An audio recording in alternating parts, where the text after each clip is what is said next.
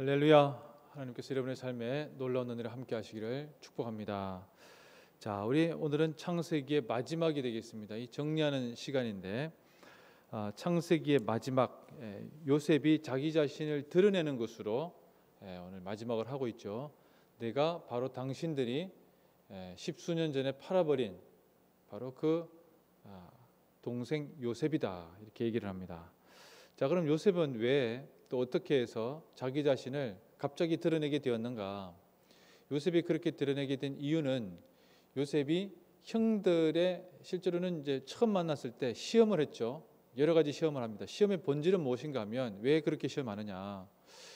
이 형들이 변했는지 안 했는지를 알고 싶어 했던 겁니다. 여전히 옛날에 나를 팔아버렸던 그 똑같은 형들인가 아니면 변화된 모습이 있는가, 그것에 대해서 되게 궁금했기 때문에 자기 자신을 바로 밝히지 않고 형들의 모습을 실제로는 궁금해서 몇 가지 시험을 하죠. 그런데 그 시험에 백미 넘은가 하면 베냐민을 감옥에 넣겠다라는 거고, 그것을 보고 유다가 내가 베냐민 대신에 옥살이를 하겠다, 이렇게 얘기를 합니다. 여러 가지 중간에 과정이 있습니다만은, 그럼 유다는 왜 그렇게 얘기했는가? 물론 오늘 우리 본문 45장 앞에 보시면 그 이야기가 자세하게 나옵니다만은, 유다가 그렇게 한 이유는 하나예요. 아버지의 슬픔을 오랫동안 보아왔고, 그리고 뭐 유다만 본 건 아니죠. 왜 유다만 그랬느냐? 유다는 자기 두 아들이 죽는 경험이 있었습니다. 자기 두 아들이 그 유명한 며느리 다말하고 결혼하게 되면서 이제 죽게 되죠, 그죠? 어쨌든 뭐 여러 가지 문제가 있어서 죽게 되지만, 자기 두 아들을 잃고 나니까 그때까지 아버지가 슬퍼했던 요셉에 대한 그것이 그냥 뭐 아버지 아들이니 이렇게 생각하고 이렇게 넘어갔었는데, 그것을 바라보니까 자기 마음이 찢어지는 것을 알게 되었습니다. 즉 자기 두 아들을 잃고 나서야 결국에는 자식을 잃은 아버지의 슬픔이 어떤 것인지, 수월에 내려간다는 것이 어떤 것인지 알게 된 것이에요. 그래서 또 베냐민을 잃게 할 수는 없다라고 하는 이 절박한 마음에 오히려 자기 자신이 차라리 옥살이를 해서 아버지의 슬픔을 가져오지 않게, 즉 가중시키지 않도록 하겠다라고 하는 것이 바로 이 유다의 답변이었고, 그것이 요셉의 마음에 엄청난, 실제로는 감동이면서 형들이 바뀌었구나, 그 마음을 알게 된 것입니다. 그래서 자기 자신을 드러내죠. 요셉은 실제로는 성경에 보시면 5번 울었던 기록이 있습니다. 첫 번째는 도단에서 형들을 만났을 때 엄청 울었죠. 살려달라고 울었었고, 두 번째는 오늘 이 애굽에서 22년 만에 만난 10명의 형들을 보고 울었습니다. 처음 보고 울었고, 또 세 번째가 바로 오늘 우리가 본문에 22년 만에 동생 베냐민을 이제 만나고 울게 되고, 요셉이 유다의 연설을 듣고는 또 울게 됩니다. 유다의 연설, 그렇죠. 그러면서 이제 자기 자신을 드러냅니다. 내가 당신들의 동생 요셉이다. 그리고 형들을 안심시키죠. 근심하지 말라. 근심하지 말라는 얘기 뭔 얘기입니까? 당신들 안 죽이겠다, 이런 거예요. 지금 딱 죽을 각인데 안 죽이겠다. 그리고 앞으로 지금 2년 흉년이 지금 지났는데 앞으로 5년 남았다. 그러니까 5년 흉년까지 아버지를 모시고 고센 땅에 와라. 그곳에서 지내야 된다. 또 아버지를 만났을 때 울게 됩니다. 요셉의 울음, 그가 울 때마다 뭔가 중요한 국면이 진행되는 것을 볼 수가 있죠. 자, 야곱에게 요셉이 또 파라오가 배려해서 수레도 보내주고 그 야곱의 모든 가족이 올 수 있도록 하게 합니다. 7의 10배인 70명, 야곱의 가족 요셉까지 다 포함해서 70명이 되는데 70명의 가족이 이제 내려오게 됩니다. 오늘 우리가 읽지 않았습니다만은 45장 후반절에 보시면, 46장에 보시면 야곱이 내려오다가 브엘세바라고 하는 자기 아버지가 하나님께 제사 드렸던 곳에서 하나님께 제사를 드렸습니다. 야곱이 그렇게 한 이유는 뭔가 하면, 왜 가나안에서 떠나서 이집트로 가야 되는가? 이것에 대한 고민이 있었어요. 왜 그런가 하면 하나님께서 이 땅을, 가나안 땅을 나에게 또 이 할아버지 아브라함, 이삭, 야곱에게 내 자신에게도 주겠다고 약속한 땅인데 왜 이 약속의 땅을 내가 떠나야 되는가? 근데 이것에 대해서 고민하면서 실제로는 이제 하나님께 제사를 드렸는데 하나님께서 그에게 말씀하여 주셨죠. 너가 내려가야 된다. 그 부분 한번 읽어보겠습니다. 이게 창세기의 가장 핵심적인 부분입니다. 실제로는 3절에 보시면 3절과 4절, 46장 3절과 4절, 하나님께서 이상 중에 밤에 나타나셨는데 읽어보겠습니다. 하나님이 이르시되 나는 하나님이라 내 아버지의 하나님이니 애굽으로 내려가기를 두려워하지 말라.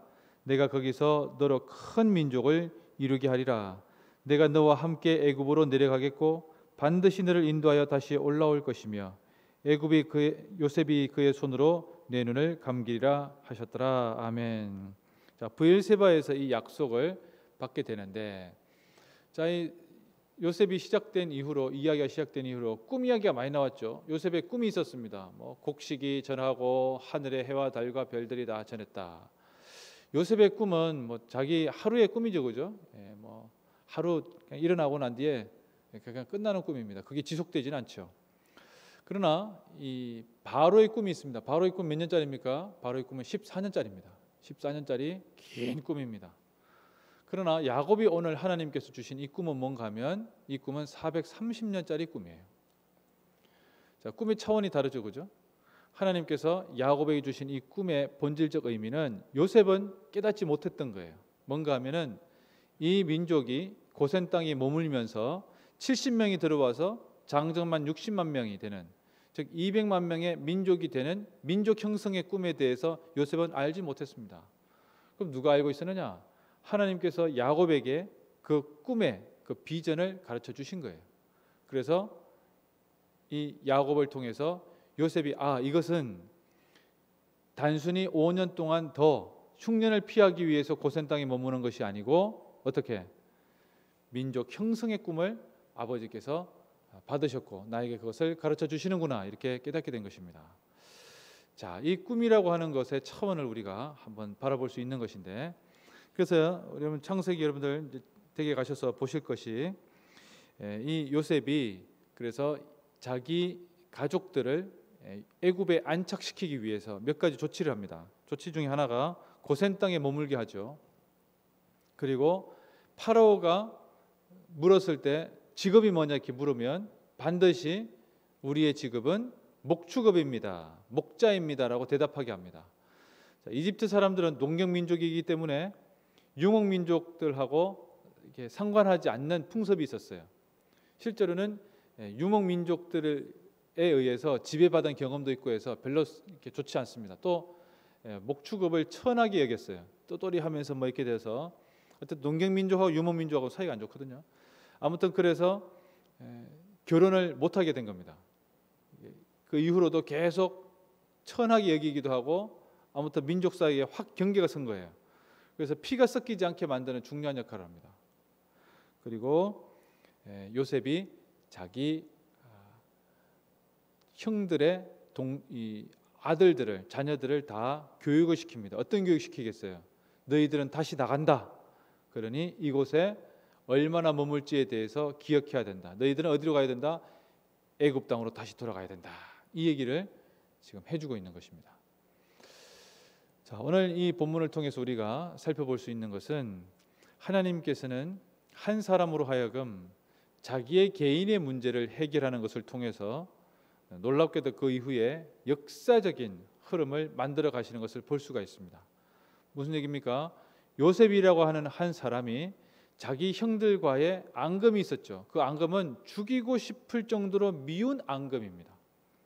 그런데 이 앙금을 해소하게 만드십니다.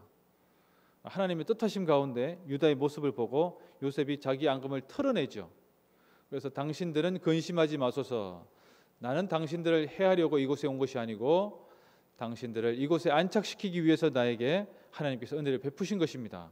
요셉의 이 고백은 개인의 고백이면서 자기에게 주어져 있는 문제에 대한, 즉 용서에 대한 문제를 해결하는 바로 그 대목이 되겠습니다. 그러나 이것에 대한 이 요셉의 용서가 어떻게 된 겁니까? 요셉의 용서함으로 인해서 형들이 이 이집트에 와서 살게 된 거예요. 그렇게 되지 않았다면 민족은 생기지 않았겠죠. 요셉이 그것을 알고 있었느냐? 그는 그것을 알지 못했습니다. 아버지가 와서 이야기하기 전까지는 그런 내막이 있는지는 알지 못했습니다. 여러분, 우리가 실제로는 무심코, 실제로는 우리가 우리에게 주어져 있는 상황에 대한 해결을 통해서 하나님께서는 우리가 생각하지 못하는, 전혀 예상하지 못하는 놀라운 일들을 시작하고 계신다는 것입니다. 그 일들을 계속 진행하고 계신다는 것입니다. 우리가 그 과정 중에 있다는 사실을 반드시 기억해야 됩니다. 그래서 내게 주어져 있는 과업들, 때로는 미운 사람들, 해결해야 될 숙제들, 오랫동안 묵어두어서 전혀 이렇게 해결하지 못했던 것들이 있다면, 여러분, 그것이 하나님의 일을 일구기 위한 놀라운 계기가 될 수 있다는 오늘 이 말씀을 한번 기억해 보십시오. 내가 요셉도 아닌데 뭐. 여러분이 요셉이 아니라 할지라도 여러분의 자신의 인생을 통해서 하나님께서 반드시 계획이 있다는 거예요. 하나님의 계획하심에 대해서 여러분 반드시 기억하실 필요가 있습니다. 그것을 영어로는 데스티니라고 합니다. 데스티니. 우리는 이제 자꾸 숙명이라고 번역하는데 원래 뜻은 하나님의 계획이란 뜻이에요. 하나님의 계획이 여러분들 삶 속에 한 사람마다 다 있다는 거예요. 나의 데스티니가 무엇인가, 그걸 찾는 것도 대단히 중요하죠. 아무튼 하나님께서는 요셉을 통해서 그 놀라운 일들을 일구어 가시는 것입니다.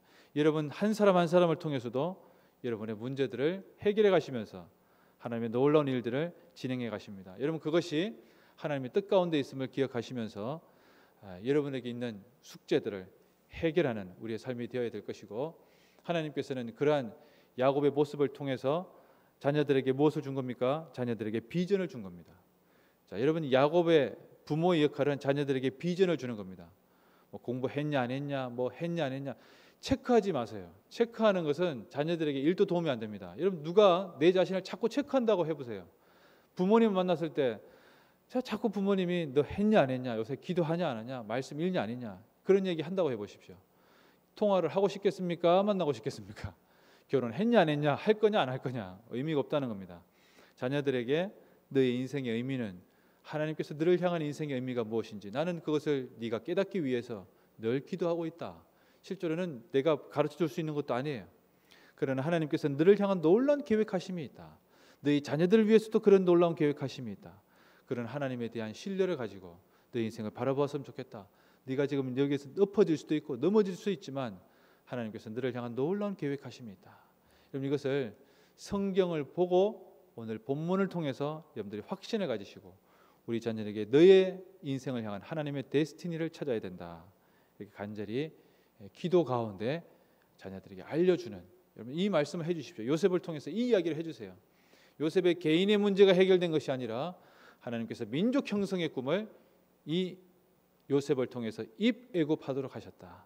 그래서 우리가 바라보며 하나님의 놀라운 은혜를 증거하는 우리의 삶이 되도록 합시다.